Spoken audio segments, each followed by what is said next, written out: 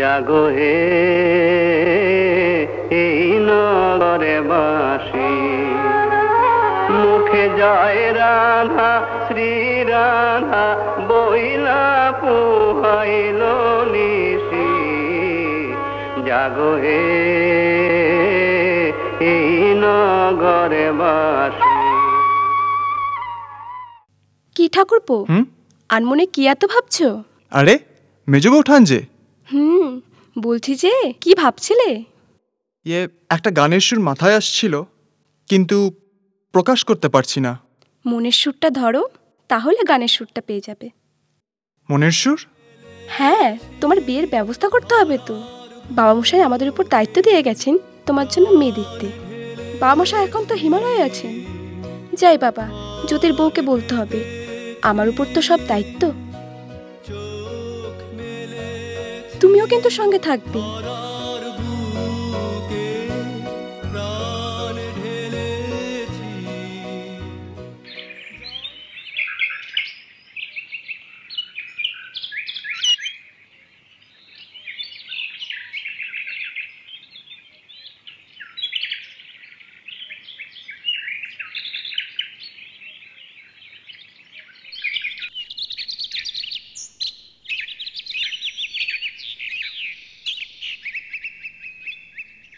বৌঠান, তুমি এখানে?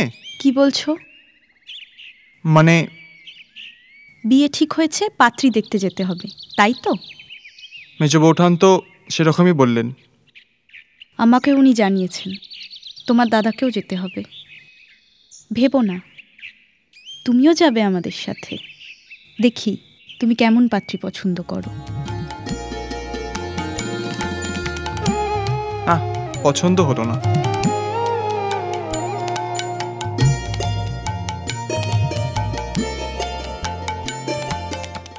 এই যে এত জায়গা ঘোরা হলো, এত মেয়ে দেখা হলো, কিন্তু একটা মেয়েও পছন্দ হলো না। একবার বেণীমাধব বাবুকে ডাকা দরকার।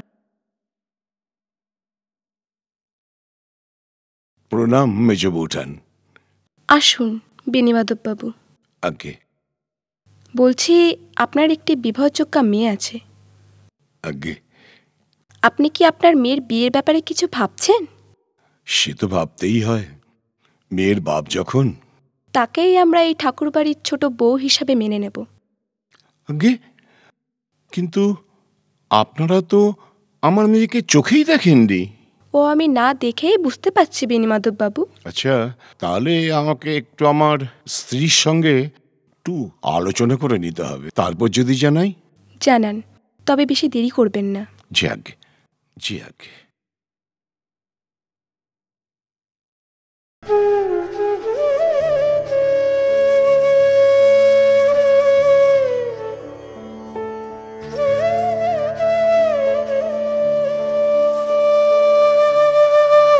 কি গো, হঠাৎ এই সময়? ঠাকুর বাড়ির কাজ মিটলো? না ভবর মা, তোমার সঙ্গে আমার খুব জরুরি আলোচনা আছে। একটু চলো, চাতা লেগে বসি। এসো এসো।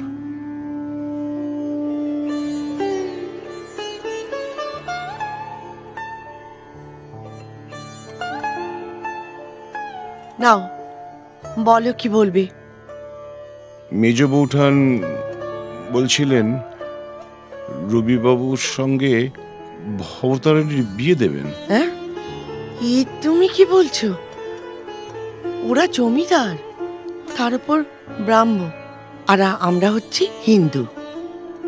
তাছাড়া ওরা কত বড় লোক, আর ধন সম্পত্তি সবকিছুই আছে, আর সেদিক থেকে আমরা তুচ্ছ। না না না, এ অসম্ভব। ভবর মা, এখানে জাতি ভেদাভেদের কোনো কথা নয়। আসলে রবিবাবু অত্যন্ত গুণী ছেলে। তাছাড়া আমি তো এই বাড়িতে কাজ করি। বাবা মশাই যেভাবে উপনিষদ চর্চা করেন তা শুনলে পরে ওকে শ্রদ্ধা সম্মান জানানো ছাড়া কোনো রাস্তা থাকে না। তাছাড়া উপনিষদ তো হিন্দু শাস্ত্রের বাইরে নয়। না, ভবর সঙ্গে রবিবাবুর বিয়ে হবে। তাছাড়া বাবা মশাইকে আমি যতটা শ্রদ্ধা করি, সম্মান করি, না, রবিবাবুর সঙ্গেই ভবর বিয়ে হবে।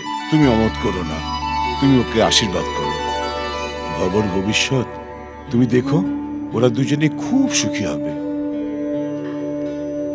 বেশ, তোমার কথার অমান্য তো কখনো করিনি। তুমি যখন বলছো যে রবিবাবুর সঙ্গে বিয়ে হলে আমাদের ভব সুখী হবে, তাহলে তাই হোক। রবিবাবুর সঙ্গেই ভবর বিয়ে হোক। এই ভব কোথায়? ওকে দেখছি না। আছে কোথাও কাছে পিঠে। এখন চলো তো, কিছু খেয়ে নেবে। চলো চলো। দূরে কোথায়, দূরে দূরে। প্রণাম মেজ বোঠান। বলুন, কি ঠিক করলেন? আমরা আর কি ঠিক করব? আপনারা যা বলবেন তাই। আমরা দুজনেই ভবতারিণীর বিয়ে নিয়ে খুব চিন্তিত। 9 বছর বয়স হয়ে গেছে। যত তাড়াতাড়ি বিয়েটা দিয়ে দেওয়া যায় ততই মঙ্গল। এর জন্য আমরা চিরদিনই আপনাদের কাছে কৃতজ্ঞ থাকব।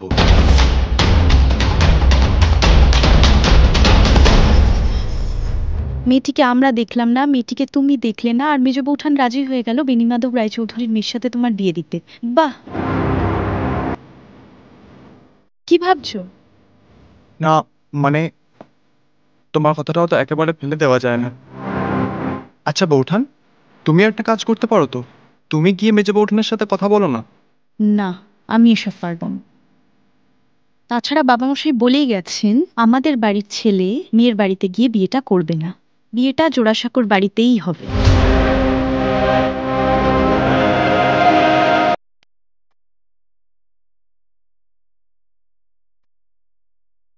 শোনো, তুমি যে আলোচনাগুলো করছিলে তা আমি সব শুনেছি। ঠাকুর বাড়িতে তো আর দাসদাসীর অভাব নেই। আমি তোমার থেকে সম্পর্কে ও বয়সের সব দিক দিয়েই বড়, তাই আমি এটা ঠিক করেছি এই ভবতারিণীর সঙ্গেই রবির বিয়ে হবে। তাহলে আমরা কি আর কেউ নই? তোমার মনে হয় খুব একটা ইচ্ছা নেই যে রবির বিয়ে হোক। যাকগে, আমি আমার ভাবনার কথা জানিয়ে দিলাম। এখন বাবামশাইকে খবরটা পাঠানোর ব্যবস্থা করি। এই 1883তেই রবির বিয়ে হবে, আগামী 19শে ডিসেম্বর।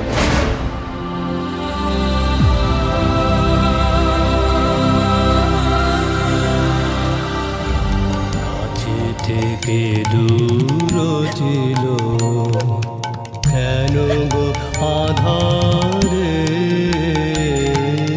কাছে থেকে দূর ছিল মিলনের মাঝে বিরহ করায় বাধারে, কাছে থেকে দূর ছিল সম্মুখে রয়েছে সুধা পারাবার, নাগাল না পায় তবু আকি তার না।